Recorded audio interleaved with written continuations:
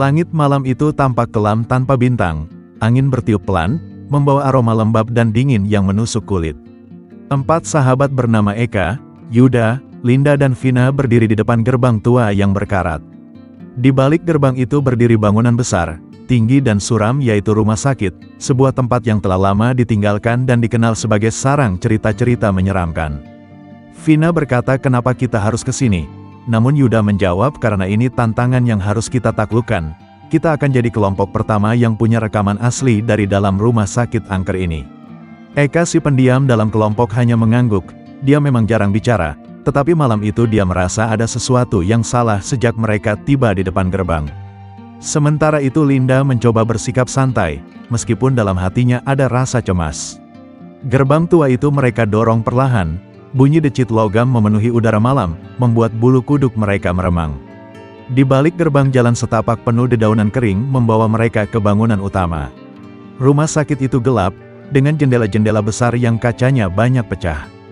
Dindingnya penuh dengan lumut, dan sebagian besar atapnya telah runtuh. Aroma busuk yang samar tercium di udara, seolah-olah bangunan itu menyimpan sesuatu yang membusuk di dalamnya. Awal kejadian aneh. Mereka memasuki pintu depan rumah sakit, ruang lobi yang luas menyambut mereka dengan kesunyian yang mencekam. Bangku-bangku tua berserakan di lantai dan meja resepsionis di sudut ruangan penuh dengan debu tebal. Dindingnya dipenuhi coretan grafiti, sebagian besar berbentuk simbol-simbol aneh yang tak mereka mengerti.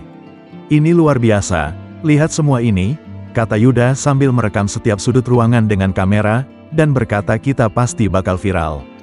Namun langkah mereka terhenti ketika suara kecil seperti seseorang mengetuk pintu terdengar dari dalam lorong gelap di depan mereka. Linda bertanya siapa itu, namun Yuda menjawab paling suara angin. Namun tatapannya tak lepas dari lorong tersebut.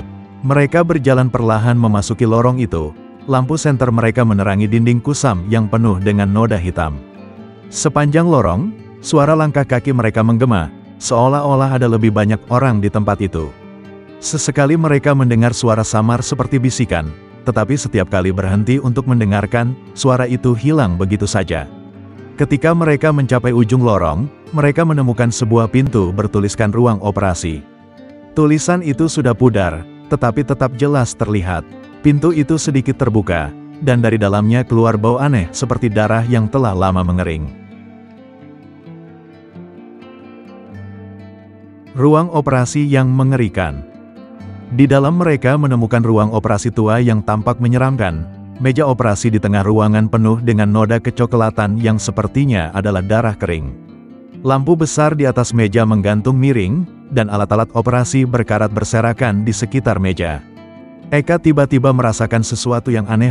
Dia merasa seperti ada seseorang yang memperhatikannya dari sudut ruangan.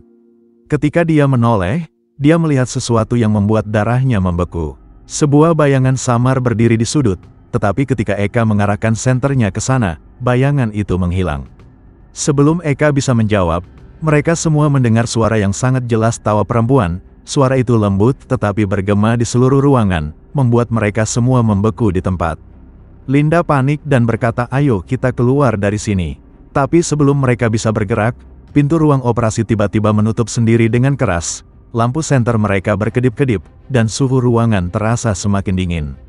Yuda lalu mengatakan siapapun yang ada di sini kami tidak bermaksud mengganggu.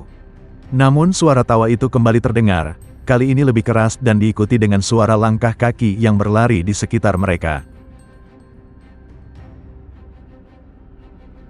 Teror di lorong rumah sakit.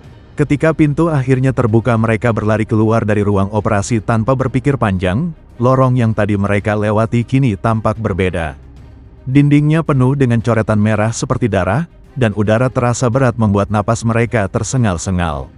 Namun ketika mereka mencoba kembali ke lobi, lorong yang mereka lalui terasa semakin panjang, seolah-olah rumah sakit itu berubah dengan sendirinya.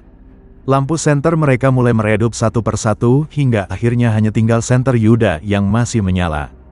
Yuda berteriak jangan berhenti, terus jalan. Di tengah perjalanan mereka mendengar suara roda kursi dorong yang berdecit, semakin lama semakin dekat. Linda yang berada di belakang menoleh dan menjerit keras dan berkata ada sesuatu di sana. Ketika yang lain melihat ke belakang, Mereka melihat kursi roda tua meluncur sendiri di lorong, seolah-olah didorong oleh sesuatu yang tak terlihat.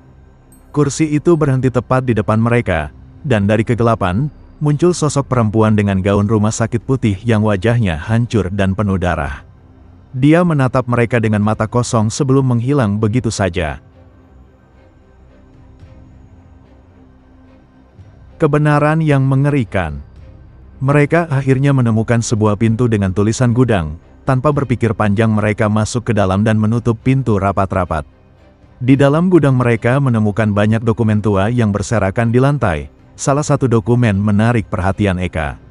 "Ini catatan pasien," kata Eka sambil membaca dokumen itu dengan tangan gemetar.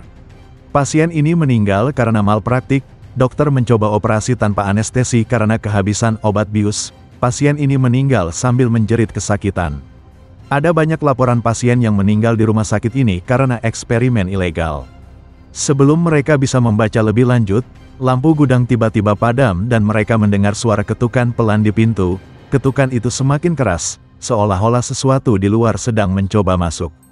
Mereka membuka pintu gudang dan berlari ke arah yang mereka anggap sebagai jalan keluar. Namun setiap pintu yang mereka buka membawa mereka kembali ke lorong yang sama. Mereka seperti terjebak dalam labirin tanpa ujung. Pertemuan terakhir. Akhirnya mereka kembali ke lobi, tetapi lobi itu tampak berbeda. Dindingnya kini penuh dengan coretan tangan berdarah, dan di tengah ruangan berdiri sosok perempuan yang tadi mereka lihat di lorong. Wajahnya mengerikan, dengan mata merah menyala dan senyum lebar yang tidak manusiawi. Lampu senter Yuda padam sepenuhnya, dan kegelapan total menyelimuti mereka. Dalam kegelapan itu mereka mendengar suara jeritan Vina diikuti oleh Linda. Ketika Yuda dan Eka mencoba meraih teman-temannya, mereka hanya menemukan udara kosong. Eka akhirnya menyadari bahwa dia sendirian. Dia berteriak memanggil nama teman-temannya, tetapi tak ada jawaban. Dalam kegelapan dia mendengar bisikan di telinganya, "Kamu berikutnya." Rekaman terakhir di kamera itu memperlihatkan 4 sahabat yang berlari panik di lorong gelap, diikuti oleh suara tawa mengerikan dan jeritan. Mereka tidak pernah ditemukan. Hingga kini rumah sakit itu tetap menjadi tempat terlarang, dan legenda tentang 4 anak muda yang menghilang di dalamnya terus menjadi cerita yang menghantui desa tersebut.